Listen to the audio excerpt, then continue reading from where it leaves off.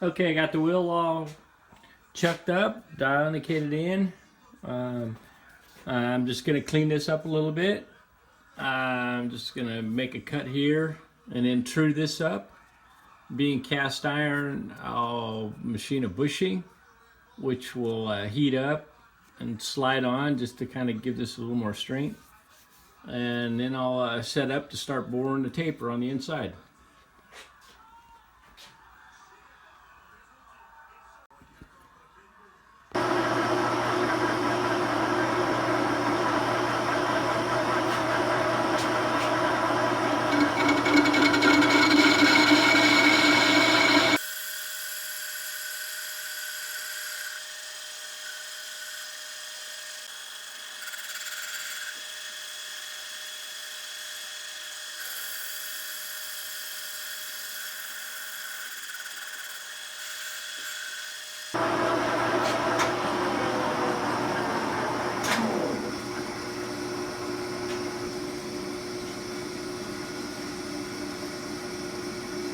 Okay, I'm going to stop there. I don't want to take more than I have to. This I'm not going to worry about. Like I say, it's just going to be sleeved to give it a little more strength so the taper doesn't want to, kind of crack it out. So that looks good. Now I'm going to set up to bore the taper.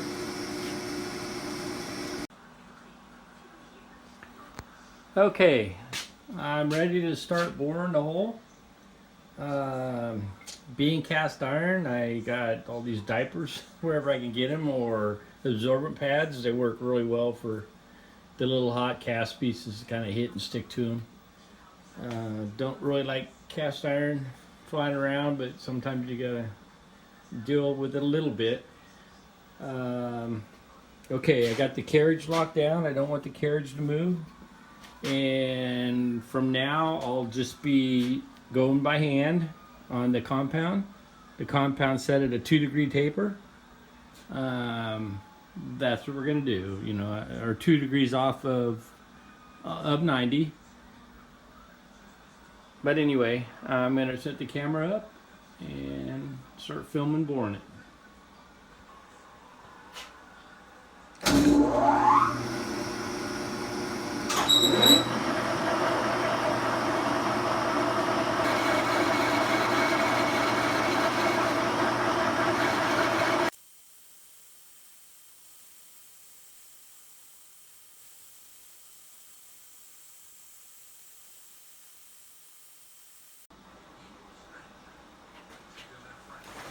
Okay, I got the taper all bored out, and all I'm going to do is just face this, make sure it's nice and square to this, so it just has an area, a little shoulder for the bushing to fit up nice and tight too.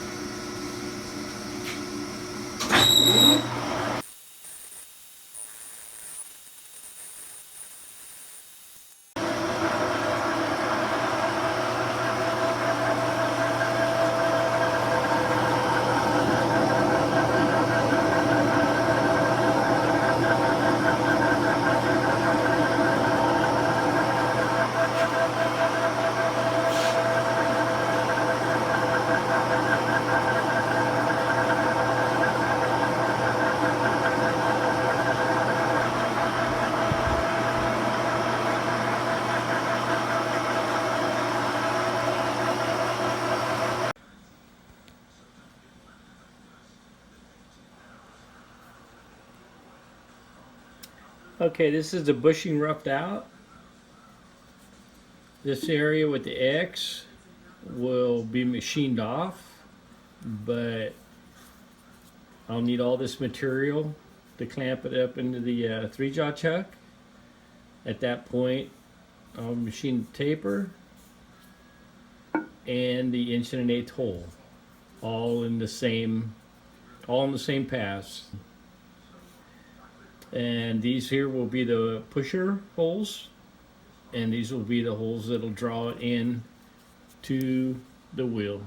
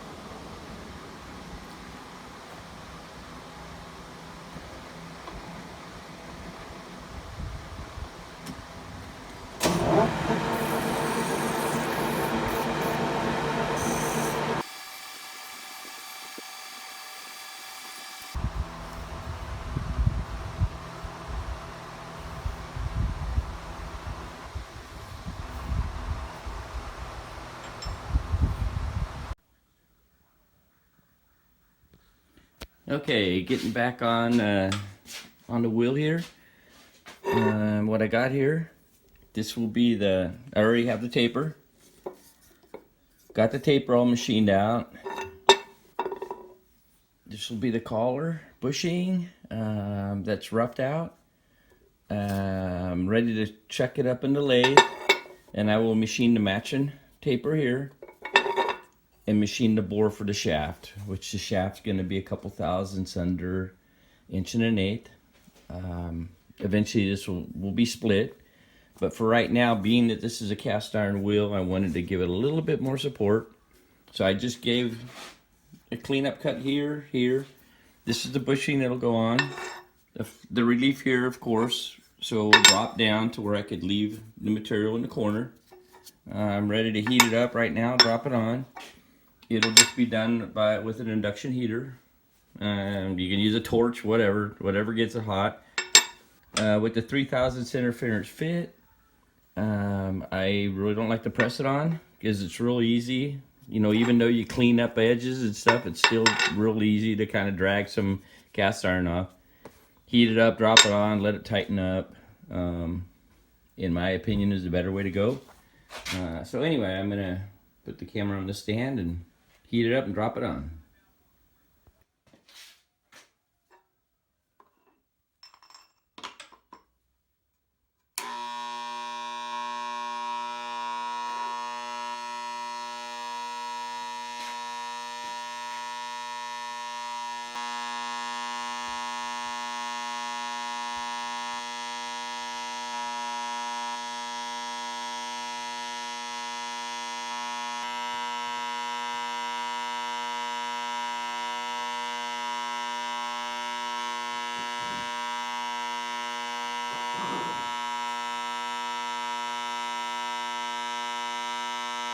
Okay, we should be warm enough.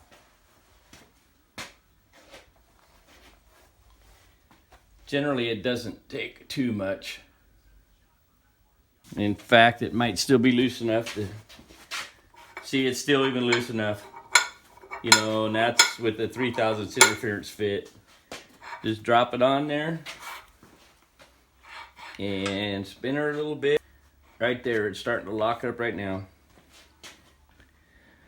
So there's a nice bushing, and that way when the tapered wedge goes in there, don't have to worry about ever cracking out, unless you get crazy with it, but you know, cracking the cast iron. If you're heating a bearing up to put on something and you're getting that kind of discoloration, that is not good. Now you're just taking the temper right out of the bearing. But in a bushing like this, it's not a big deal. But you do not want to do that when you're heating a bearing up.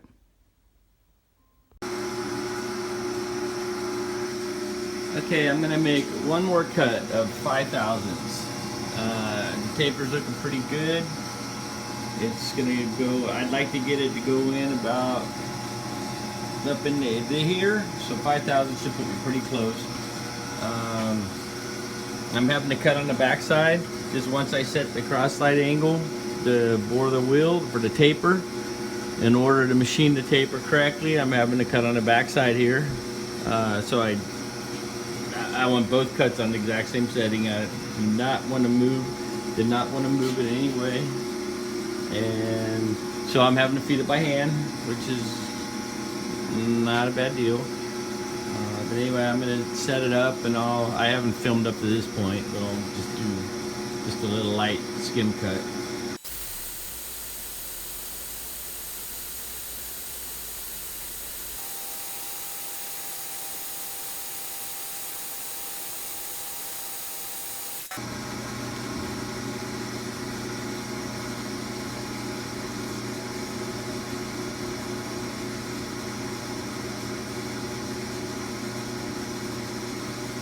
Okay, we're gonna go with that. I don't want to take too much, because if this ever gets sucked in to the point where it contacts here, you're done. You lose all your all your tape and press fit.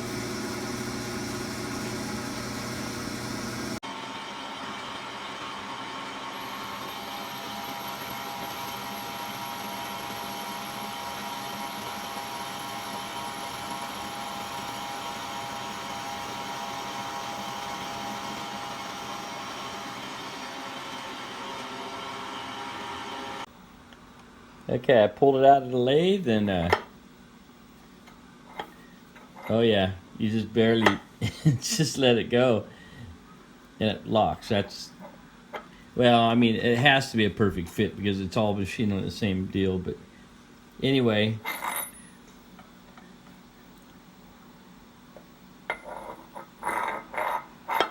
very happy with it.